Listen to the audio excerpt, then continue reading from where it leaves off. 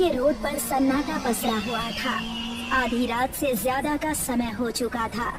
किशन अपनी बाइक को रोड पर भगाए जा रहा था। उसकी बाइक के पीछे उसकी पत्नी रश्मि बैठी हुई थी। क्या तुम बाइक थोड़ा और तेज नहीं चला सकते? और कितनी तेज चलाऊं रश्मि? अगर इससे ज्यादा तेज चलाऊंगा ना तो फिर तुम ही कहोगे कि बाइक को थोड़ा धीरे चलाओ।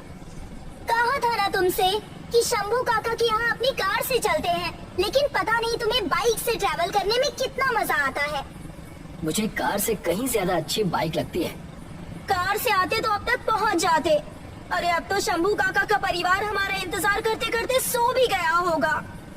नहीं रश्मि, मैं अपने चाचा और चाची को अच्छे से जानता हूँ। वो अभी भी हमारा ही इंतजार कर रहे होंगे। किशन ने इतना कहा ही था कि तभी एक ट्रक बड़ी ही तेजी से पीछे से आता हुआ किशन की बाइक के आगे चलने लगा। किशन बाइक का हॉर्न बजाने लगा, मगर वो ट्रक किशन को आगे निकलने की साइड ही नहीं दे रहा था। अजीब बदतमीज ट्रक ड्राइवर है।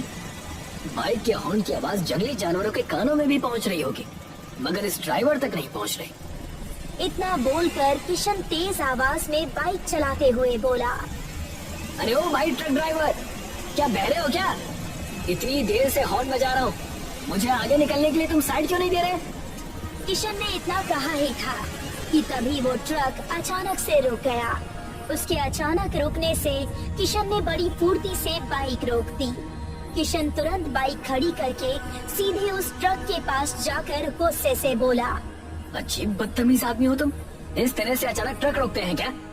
अगर मैं सही समय पर ब्रेक नहीं दबाता तो मेरा सर सीधे तुम्हारे ट्रक से टकरा जाता और मेरी पत्नी को भी चोट लग सकती थी। अब तुम ट्रक से बाहर आते हो या फिर मैं ट्रक के अंदर आकर तुम्हारी खबर लूं? तभी एक ट्रक से कूदकर अचानक किशन के सामने आकर खड़ा हो गया और अजीब से अंदाज में किशन को देखने लगा। उसकी आंखों को देखकर किशन और उसकी पत्नी रश्मि के डर से रोंगटे खड़े होने लगे। क्या हुआ?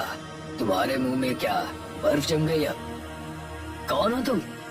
पता नहीं, तुम्हें देखकर मुझे ऐसा क्यों लग रहा है कि जैसे मैंने तुम्हें कहीं पर देखा है। मुझे गौर से देखो, तुम्हें याद आ जाएगा। किशन उस व्यक्ति को गौर से देखने लगा और वो कांपती हुई आवाज में बोला, ट्रांसपोर्टर? ये नामुमकिन है। किशन ने इतना कहा ही था कि तभी उस ट्रक ड्राइवर का चेहरा बिल्कुल नीला पड़ गया और उसकी आंखें बिल्कुल सफेद हो गई।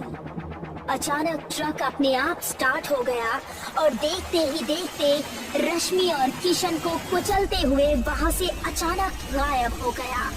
वो व्यक्ति उन दोनों की लाशें देखकर काला धुआं बनकर वहां से उड़ गया।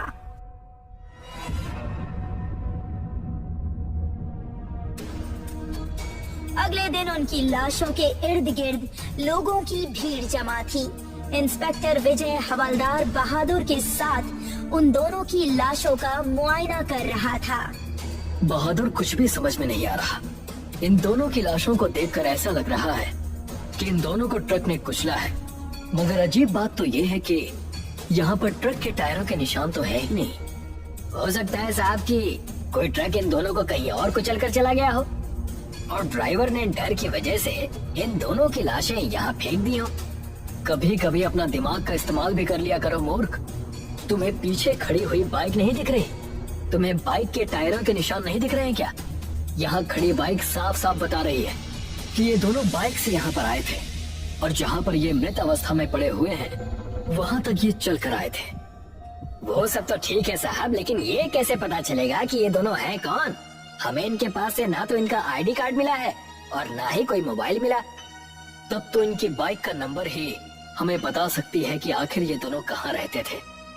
तभी भीड़ में से एक व्यक्ति इंस्पेक्टर विजय से बोला, मैं इस व्यक्ति को जानता हूँ साहब, ये तो शंभू काका का भतीजा किशन है।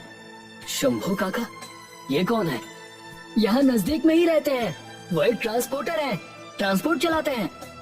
जानकारी देने के लिए धन्यवाद। इतना बोलकर इंस्पेक्टर विजय हवलदार की ओर देखकर बोला, इन दोनों की लाशों को पोस्टमार्टम के लिए भेज दो और चलो मेरे साथ। कहाँ पर साहब? शंभू काका शंभू ट्रांसपोर्टर के पास। उसे बताना होगा कि उसका भतीजा इस दुनिया में नहीं रहा।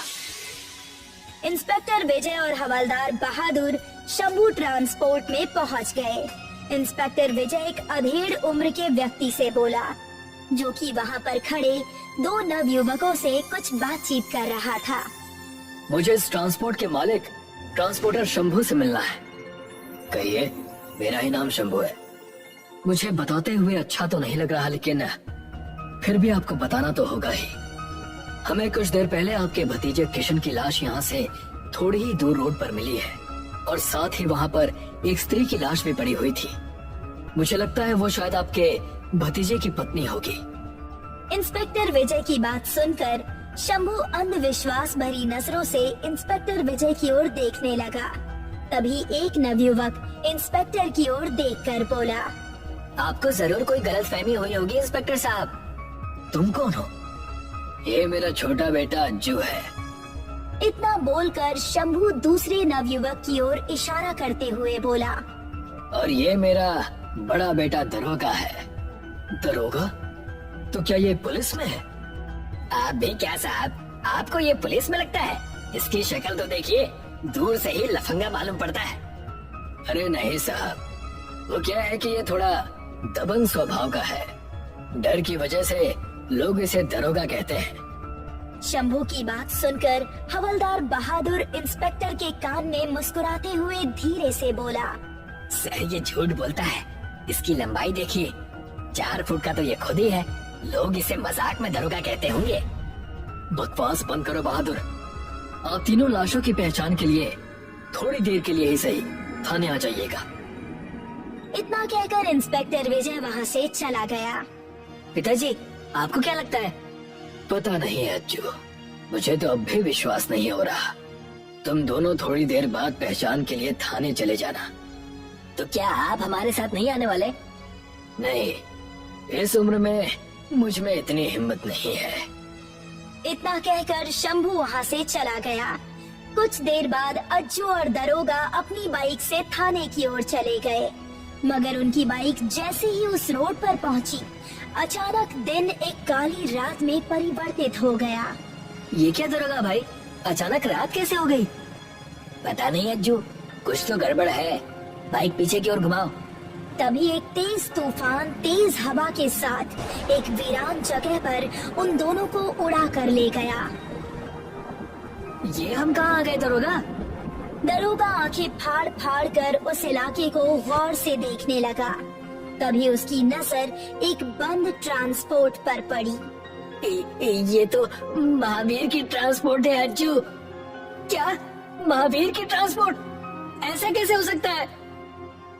तभी उस काली रात में अज्जू और दरोगा के इर्द गिर्द काला धुआं मंडराने लगा, और देखते ही देखते वो काला धुआं एक व्यक्ति के रूप में परिवर्तित हो गया। उस व्यक्ति को देखकर अज्जू और दरोगा की आंखें दहशत से फटी की फटी रह गई। ये कैसे हो सकता है? तुम तो मर चुके हो ना? हाँ, तुमने सही कहा, मैं मर चुका हूँ। मुझे मारने वाले कोई और नहीं, बल्कि तुम दोनों और तुम्हारे पिता थे। तुम दोनों की जुबान मुझे महावीर चाचा कहते कहते नहीं थकती थी, मगर तुमने कुछ पैसों के लालच में अमावस की रात में मेरी ही ट्रांसपोर्ट पर मुझे मौत के घाट उतार दिया। हमें माफ कर दो, हमें यहाँ से जाने दो महावीर चाचा। इस रात को देखकर तुम्हें कुछ याद आया? ऐसी ही वो रात थी जब तुम तीनों बाप बेटे ने मेरी गोली मारकर हत्या कर दी थी, क्योंकि तुम्हारे पिता को मुझसे बड़ा ट्रांसपोर्टर बनने का जुनून सवार था। आज मेरा ट्रक तुम दोनों की लाशें ट्रांसपोर्ट करके तुम्हारे बाप को भेंट में जरूर देगा।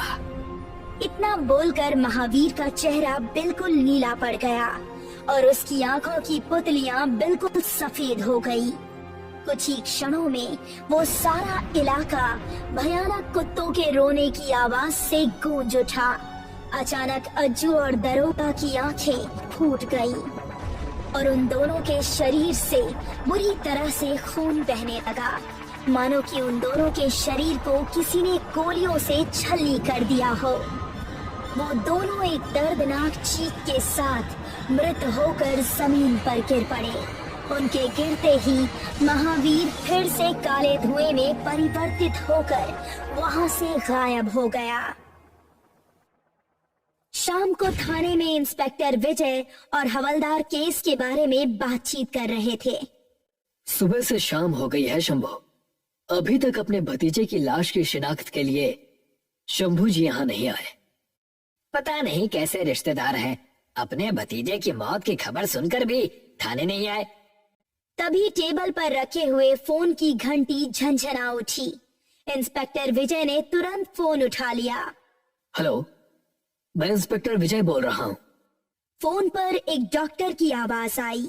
मैं डॉक्टर बोल रहा हूँ इंस्पेक्टर विजय, आपके लिए एक अजीब सी खबर है। कैसी खबर?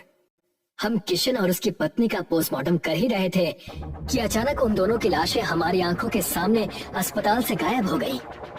क्या बकवास कर रहे हो डॉक्टर? ऐसा कैसे संभव हो सकता है? यही तो मेरी समझ में नहीं आ रहा कि ऐसा कैसे हो सकता है, ये कैसे मुमकिन है, इसलिए हमने आपको बताना सही समझा। इतना कहकर फोन कट गया। क्या हुआ साहब? डॉक्टर बता रहा था कि पोस्टमार्टम करते हुए उन दोनों की लाश एकदम से गायब हो गई। क्या बात कर रहे हैं आप? ऐसा कैसे हो सकता है? कुछ तो गड़बड़ जरूर है हवलदार। लगता है मुझे शंभू ट्रांसपोर्टर से अपने तरीके से बात करनी पड़ेगी। चलो मेरे साथ। इंस्पेक्टर विजय हवलदार के साथ सीधे शंभू ट्रांसपोर्ट पर पहुंच गया। इंस्पेक्टर और हवलदार को देखकर शंभू बुरी तरह से चौंकते हुए बोला, क्या हुआ इंस्पेक्टर? अब क्या बुरा समाचार लेकर आए हो? जब हमने तुम्हें लाश की शिनाख्त के लिए बुलाया था तो तुम थाने क्यों नहीं आए? ये कैसी बातें कर रहे हैं आप? मैंने अपने दोनों बेटों को दोपहर में ही थाने भेज दिया था। क्या वो अभी तक थाने नहीं पहुंचे? नहीं, हम सुबह से थाने में इंतजार कर रहे हैं। थाने तो अभी तक कोई नहीं पहुंचा। अलबत्ता एक अजीब सी खबर मेरे कानों में जरूर आई है। कैसी खबर? किशन और उसकी पत्नी की लाशें अचानक डॉक्टरों की आंखों के सामने से गायब हो गई। ये सब क्या माजरा है? इंस्पेक्टर विजय की बात सुनकर शंभू ट्रांसपोर्टर बुरी तरह से चौंक गया। ये कैसी बातें कर रहे हैं आप? ऐसा कैसे हो सकता है? वही तो मैं तुमसे पूछने के लिए आया हूँ कि ऐसा कैसे हो सकता है। इंस्पेक्टर विजय ने इतना कहा ही था कि तभी एक तेजी से आता हुआ ट्रक शंभू ट्रांसपोर्ट के ठीक सामने आकर रुक गया। इंस्पेक्टर विजय ने जैसे ही ट्रक की ड्राइविंग सीट पर नजर डाली, उसकी आंखें दहशत से फटी की फटी रह गई। उसने देखा कि ड्राइविंग सीट पर कोई नहीं था। क्या हुआ साहब? आपकी आंखों में ये डर कैसा? हवलदार, ड्राइविंग सीट पर कोई मौजूद नहीं है। फिर ट्रक कौन चला रहा था? ट्रक को देखकर शंभू बुरी तरह से कांपने लगा। हवलदार, इस ट्रक की तलाशी लो। हवलदार ने जैसे ही ट्रक को पीछे से खोला तो अंदर का दृश्य देखकर वो बुरी तरह से सहम उठा। अंदर 4 लाशें बड़ी बुरी अवस्था में पड़ी हुई थी। उन लाशों को देखकर शंभू फूट फूट कर रोने लगा। और ये 2 लाशें तो तुम्हारे दोनों बेटों की है, और बाकी 2 लाशें तो उन दोनों की है जिनका सुबह एक्सीडेंट हुआ था। मैंने इन दोनों लाशों को ही तो पोस्टमार्टम हाउस में भिजवाया था, और डॉक्टरों की आंखों के सामने ये वहां से गायब हो गई थी। ये ट्रक के अंदर कैसे आई? और तुम्हारे बेटों को किसने मारा? आखिर ये सब हो क्या रहा है? इंस्पेक्टर विजय ने इतना कहा ही था कि तभी फिर से वही काला धुआं उन सबके इर्द गिर्द मंडराने लगा, और देखते ही देखते वो काला धुआं महावीर के रूप में परिवर्तित हो गया। महावीर को देखकर शंभू डर से थर थर कांपने लगा। अपने सामने इस दृश्य को देखकर इंस्पेक्टर विजय और हवलदार भी अंदर से कांप कर रह गए। मुझे देखकर कांप क्यों रहे हो शंभू? उस रात तो बहुत ही दिलेर बन रहे थे। जिस रात तुमने और तुम्हारे इन दोनों बेटों ने मेरी गोली मारकर हत्या कर दी थी, और तुम्हारे भतीजे किशन ने अपनी पत्नी रश्मि के साथ मिलकर मेरी ट्रांसपोर्ट के पीछे उस अंधे कुएं में फेंक दिया था।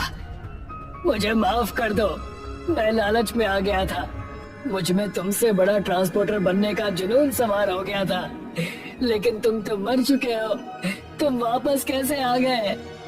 जिस रात तुमने मेरी हत्या की ना, वो रात काली अमावस की रात थी, और जिस अंधे कुएं में मेरी लाश फेंकी गई, वो कुआं शापित था। मेरी आत्मा बदला लेने के लिए तड़प उठी। इतना बोलकर महावीर का चेहरा फिर से भयानक हो गया और अचानक शंभू के शरीर के पर खच्चे उड़ गए। महावीर एक काले धुएं के साथ वहां से गायब हो गया। सब कुछ इतनी जल्दी में हुआ कि इंस्पेक्टर और हवलदार को कुछ सोचने समझने का मौका ही नहीं मिला। सर, ये क्या था? शायद किसी निर्दोष ट्रांसपोर्टर ने अपने ऊपर किए गए अत्याचार की सजा भूतिया ट्रांसपोर्टर बनकर इन हत्यारों को दे दी। लेकिन सर, हम रिपोर्ट पे क्या दर्ज करेंगे? यही कि इन पांचों को कोई ट्रक कुचलकर चला गया। और इंस्पेक्टर विजय ने यही किया और फाइल को बंद कर दिया। और आज भी इंस्पेक्टर विजय उस घटना को नहीं भूले। लेखापनी आसाम का आखिरी स्टेशन था। इस स्टेशन की एक और खासियत थी, यहाँ रात होते ही सन्नाटा छा जाता था। पूरा स्टेशन खाली होता था, प्लेटफॉर्म भी खाली, ना कोई रेलवे ऑफिसर और ना ही कोई राहगीर। रात के अंधेरे में इस स्टेशन पर मौत का तांडव होता था। कुछ साल पहले की बात है, गलती से दो युवक लेखापनी के प्लेटफॉर्म पर उतरे, जीतू और संजय। अबे ये प्लेटफॉर्म है या खंडहर? मुझे क्या पता, मैं तो जिंदगी में पहली बार यहाँ आया हूँ। तूने एड्रेस तो बराबर देखा था ना? यही है ना जो स्टेशन हमें उतरना था? हाँ यार, देखा था, बराबर देखा था। पर यहाँ इंसान तो क्या, कोई जानवर तक नहीं दिख रहा है। तभी जीतू के पास से एक काली बिल्ली गुजरी। जानवर तो है भाई। और फिर दोनों को छन छन की आवाज सुनाई दी। दोनों पीछे घूमे तो एक बहुत सुंदर गांव की छोरी उनकी ओर आ रही थी। क्या लड़की है? ये मिल जाए तो जिंदगी बन जाए। कहाँ मेरी पत्नी और कहाँ ये? वो लड़की उन दोनों के पास आई। बाबूजी, आप लोग यहाँ नए हैं क्या? हाँ, यहाँ कोई क्यों नहीं है? अरे बाबूजी, ये एक छोटा सा गांव है और गांव वाले तो सूरज ढलते ही सो जाते हैं, तो भला इतनी रात को यहाँ कोई कैसे होगा? तो तुम यहाँ कैसे? मेरी तो दुकान यहाँ है। दिन भर मेरे बाबा दुकान संभालते हैं और रात में मैं, जो बाहर के राहगीर आते हैं, उनके चाय नाश्ते का प्रबंध करते हैं हम। बहुत अच्छे, वैसे भी हमें भूख लगी है। तो आइए बाबूजी। सुंदरी उन दोनों को अपने छोटे से ठेले पर ले गई और उन्हें चाय पिला दी और फिर उनके लिए नाश्ता बनाने लगी। ये स्टेशन कुछ ज्यादा खाली नहीं रहता? वो तो है बाबूजी। ये तो कोई भूतिया स्टेशन लगता है। आपको कैसे पता चला? क्या मतलब? क्या यहाँ सच में भूत है? लोगों का मानना तो है कि यहाँ एक लड़की का भूत रहता है। लड़की का भूत? हाँ, कई सालों पहले ये स्टेशन किसी आम स्टेशन की तरह था। यहाँ भी लोगों की भीड़ रहती थी, पर सांझ होने के बाद अक्सर ये स्टेशन खाली हो जाया करता था। एक रात इस स्टेशन पर कोई न था। एक गांव की लड़की यहाँ चाय का ठेला लगा रही थी। एक ट्रेन रुकी और कुछ आदमी ट्रेन से नीचे उतरे। बाबूजी, आप चाय पियेंगे? क्यों नहीं, जब पिलाने वाली इतनी अच्छी है तो चाय पीना तो बनता है। आप बैठिए, मैं चाय बनाती हूँ। क्या लड़की है ना, कमाल है। काम वाली लड़की गजब होती है। तू भी वही सोच रहा है जो मैं सोच रहा हूँ? हाँ बिल्कुल, नेकी और पूछ पूछ। वो बेचारी गाँव वाली चाय बनाती रही और वो आदमी हवस से उसे घूरते रहे। उन आदमियों ने उस लड़की को पकड़ लिया, दूसरे ने हाथ और तीसरे ने उसका मुंह बंद कर दिया। वो तीनों उसकी इज्जत लूटने की कोशिश करने लगे। लड़की ने अपनी पूरी ताकत लगाई और किसी तरह उन तीनों को धक्का देकर भागने लगी। वो भागते भागते रेल की पटरी पर कूद गई। उन दरिंदों ने उसका पीछा तब भी नहीं छोड़ा। वो डरी सहमी भागती रही और फिर सामने से रेल आई। वो सारे आदमी के प्लेटफॉर्म पर कूद गए, पर वो लड़की कूद न पाई।